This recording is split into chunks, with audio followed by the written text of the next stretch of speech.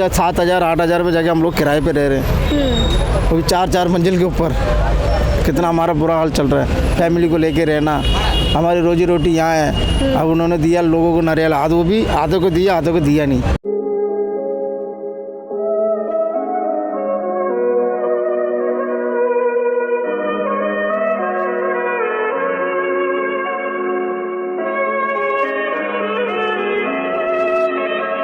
नमस्कार सर, आपका नाम?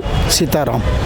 तो सीताराम जी, आप जंगपुरा में ये जो इलाका है, इस इलाके में ही रहते थे? हाँ, यहीं रहते हैं, 50-60 साल हो गया हमें। 50-60 साल से आप यहाँ रहते हैं? हमारे पिताजी, मैं, मेरे बच्चे के बच्चे, 3 पीढ़ी हो गया। 3 पीढ़ियों से आप यहाँ पे रह रहे थे। और इस इलाके को क्या कहते हैं? Jangpura B Madrasi camp. तो इस मद्रासी कैंप में आप 60 साल पहले से रह रहे हैं? हाँ।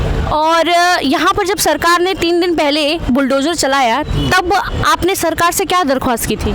हमें तो इतना बोला गया था बस यहाँ तक, ये पहला ये तोड़ेंगे इतना। अब हमें थोड़ी पता है सारे तोड़ेंगे करके। तो आपसे ये कहा गया था कि सिर्फ जो नाले के पास का रुक गया, हाँ, वही टूटेगा। हाँ। लेकिन उसके बाद उन्होंने बिना नोटिस के पूरा इलाका तोड़ दिया। नहीं, नोटिस दिया था, मगर ये नहीं मैं कह रहा, नोटिस दिया था मगर ये नहीं बोला था पूरा ही तोड़ेंगे करके। बस सिर्फ वो नाले ही सफाई करने के चक्कर में थे। हम तो चला यही तो तोड़ेंगे, तो हमें तो अच्छा है, हम यहाँ थोड़ी यहाँ से जाना थोड़ी था। नहीं तो अभी 7,000 8,000 पे जाके हम लोग किराए पे रह रहे हैं, वो भी 4-4 मंजिल के ऊपर। कितना हमारा बुरा हाल चल रहा है, फैमिली को लेके रहना, हमारी रोजी रोटी यहाँ है। अब उन्होंने दिया लोगों को नारियल, वो भी आधों को दिया, आधों को दिया नहीं। अच्छा, आधों को दिया और आधों को नहीं दिया नहीं। जिनको नहीं दिया, क्यों नहीं दिया? कोई कह रहा 14 में वोट नहीं डाला, कोई कह रहा तुम्हारा राशन कार्ड में गलत है, कोई कह रहा तुमने राशन नहीं लिया। अच्छा, कोई कह रहा है कि आपने वोट नहीं दिया 2014 में उनको, तो इसीलिए आपको वो घर नहीं दे रहे मुआवजे में? नहीं दिए। ये बात आपसे किसने कही थी?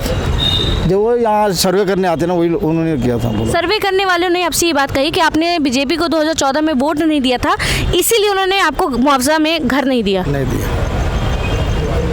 और बाकी जो आप बता रहे थे कि कागजात, बाकी वही जिसका गांव चले गए, वोट नहीं डाला, फिर उसके बाद राशन कार्ड जिसने राशन नहीं लिया, किसी का नाम चेंज है, बस इसी में बहुत सब कुछ इसी में बहुत प्रॉब्लम नहीं हुआ। बाकी तो आता तो नरेला 3 घंटे का रास्ता, कौन आना जाना, यहाँ रोजी रोटी यहाँ है। सुबह जाऊँगा सोने के लिए, फिर सुबह उठ के इधर आऊँगा कब?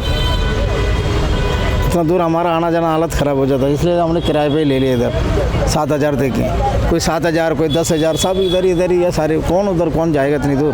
कोई पानी नहीं, बिजली नहीं है, खारा पानी है सारे, और एरिया भी इतना गंदा है, वहाँ लोग अकेला जाना भी मुश्किल है वहाँ पे। अच्छा, वो एरिया सेफ नहीं है? सेफ नहीं है।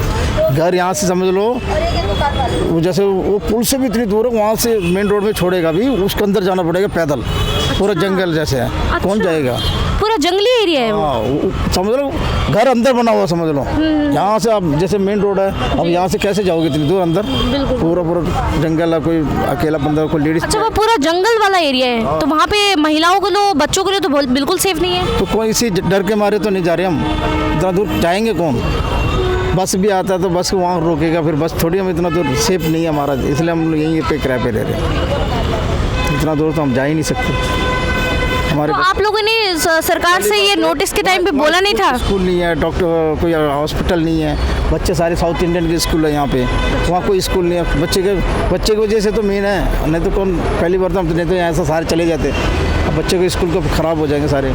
अभी तो साउथ इंडियन स्कूल यहाँ पे ही है और कहीं है ही नहीं, इसलिए सारे बच्चे कम से कम 400-500 बच्चे पढ़ते हैं रोज़। जब सुबह आते हैं स्कूल के बच्चे यहीं से ले जाते हैं, बस आते हैं। अब वहाँ कौन सा स्कूल वहाँ पे? बच्चे स्कूल कब आएंगे? फिर इसके लिए बच्चे के हमारे घर में बंदा बैठना पड़ेगा, बच्चे आएंगे उस घर पे देखने के लिए, आ रहे नहीं आ रहे, 3 घंटे का रास्ता आना जाना, बच्चों को डर तो रहेगा, इसलिए वहाँ नहीं जा रहा कोई। आपके परिवार में कितने लोग हैं?